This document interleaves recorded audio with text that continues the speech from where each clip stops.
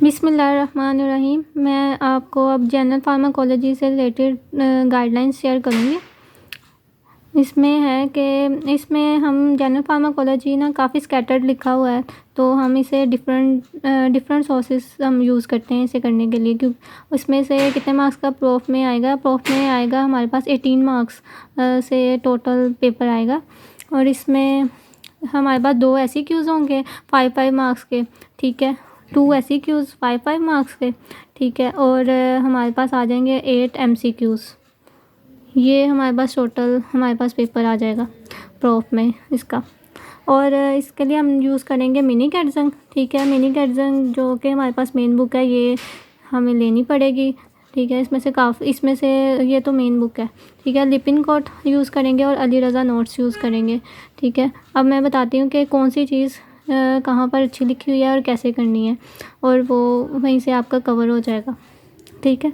उसके बाद आ जाती है, सबसे पहले हम लिपिनकोट के ना जो चैप्टर 1 और 2 है, इसके लिए आपको बुक लेने की ज़रूरत नहीं है। इसलिए आपने सिर्फ ना इन दोनों की ना जो बुक की PDF है ना लिपिनकोट की, वहाँ से ये दोनों चैप्टर्स जो से हैं वो आपने फ़ोटोकॉपी करवा लेने हैं, ठीक है, बस। और अली रज़ा नोट्स का आपने ये करना है कि सिर्फ आपके पास ना इसकी PDF होनी चाहिए मोबाइल में, आप वो यूज़ कर सकते हैं और वो काफ़ी है, ठीक है। उसके बाद आ जाते हैं मैं बताती हूँ जनरल फार्माकोलॉजी में हमने टॉपिक्स करने कौन कौन से हैं। फार्माकोडायनेमिक्स, फार्माकोकाइनेटिक्स और फार्माकोजिनोमिक्स, साथ में ड्रग मेटाबॉलिज्म, ये वाले सारे टॉपिक्स आ जाते हैं, ठीक है। सबसे पहले मैं फार्माकोडायनेमिक्स के बारे में बताऊंगी कि ये कहाँ से करना है। पहले हम अपनी बुक पे आ जाते हैं जो मिनी कैटजंग है,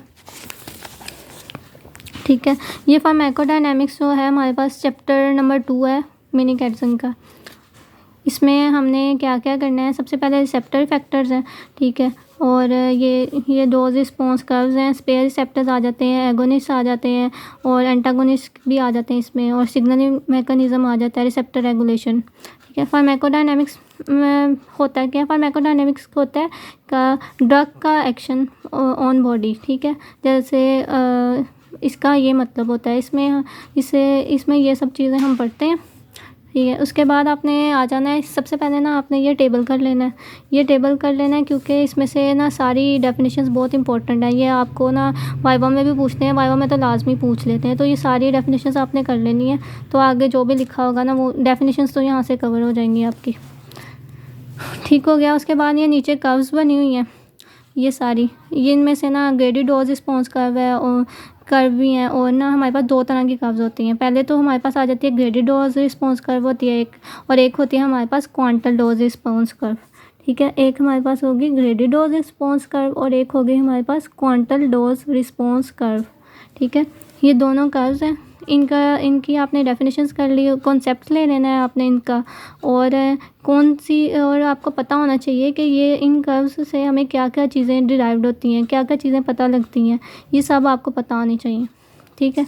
ये और इसका ना नेक्स्ट इन्होंने आगे एक्सप्लेन भी किया, लेकिन ये ज़्यादा अच्छा एक्सप्लेन हुआ है। लिपिनकोट में ये दोनों कर्व्स बहुत अच्छे से एक्सप्लेन हुई हैं, तो आप इसके लिए ना आप लिपिनकोट यूज़ कर सकते हैं, ठीक है। आपने क्या यूज़ करनी है, लिपिनकोट,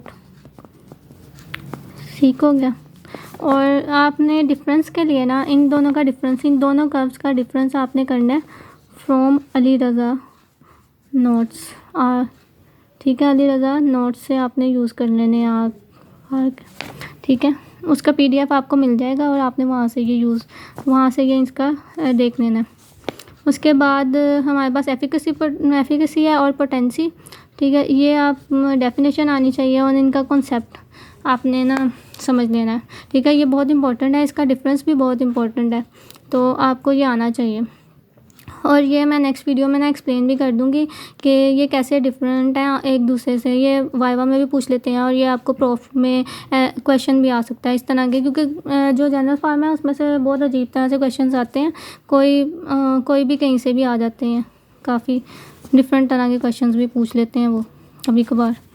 और स्पेयर रिसेप्टर्स की डेफिनेशन आनी चाहिए और इसका भी जो है आपको कॉन्सेप्ट होना चाहिए, ठीक है, ये भी पूछ सकते हैं वाइवा में भी और प्रोफ में भी।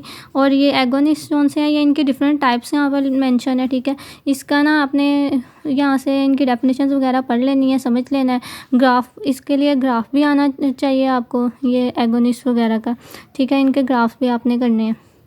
इनके लिए ना आपने, इनके लिए भी आपने डिफरेंसेस देखने हैं इन सारे जो हमारे पास हैं सारे एगोनिस्ट। ठीक है, इनके आपने डिफरेंस करना है अली रज़ा नोट्स, अली रज़ा नोट से आपने ही ये भी करने हैं। ठीक है, डिफरेंस के लिए। और एंटागोनिस्ट कौन से हैं, ये भी आपने यहाँ से एक बार पढ़ लेना है। और ये भी वहाँ पर अच्छे लिखे हुए हैं अली रज़ा नोट्स में। ठीक है, और साथ में इंट्रिंसिक एक्टिविटी होती है एक, वो यहाँ पर इन्होंने बताया तो हुआ है इस एक्टिविटी का, लेकिन ये आप करें लिपिनकोड से। ठीक है, वहाँ पर ये अच्छे से लिखे हुए हैं इंट्रिंसिक एक्टिविटी, ये आपको पता होना चाहिए।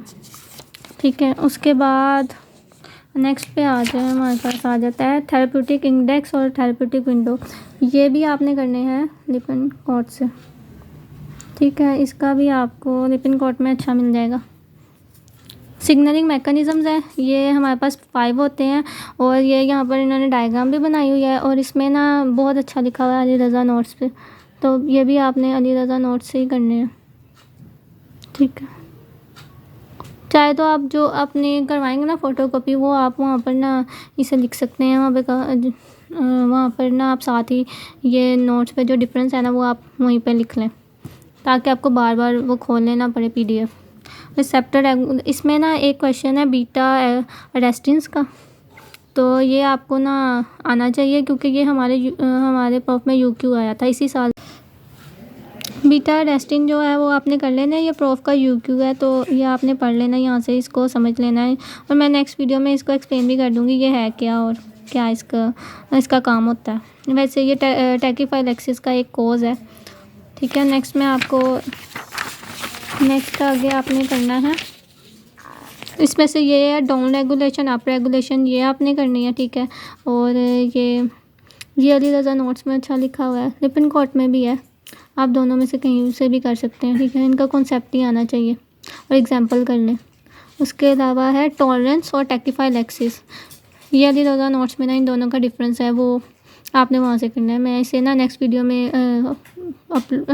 में ना एक्सप्लेन भी करूँगी कि टॉलरेंस और टैकीफाइलैक्सिस में क्या डिफरेंस है, ये इंपॉर्टेंट है। नेक्स्ट भी आपको ये कॉन्सेप्ट जो है ना चैप्टर्स में बाकी चैप्टर्स में भी आपको ना ये पढ़ना पड़ेगा, कभी साइड इफ़ेक्ट्स में आ जाता है ये टॉलरेंस, तो फिर आप वहाँ पर भी देखेंगे इसे, इसलिए